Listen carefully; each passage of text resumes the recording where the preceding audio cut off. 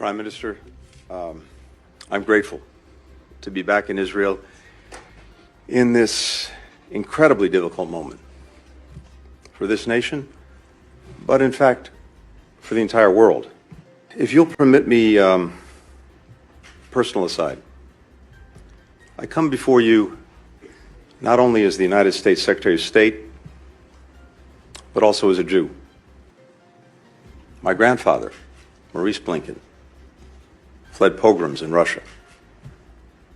My stepfather, Samuel Pizarro, survived concentration camps. So, Prime Minister, I understand on a personal level the harrowing echoes that Hamas's massacres carry for Israeli Jews, indeed, for Jews everywhere. The message that I bring to Israel is this: you may be strong enough on your own to defend yourself, but as long as America exists, you will never ever have to. We will always be there.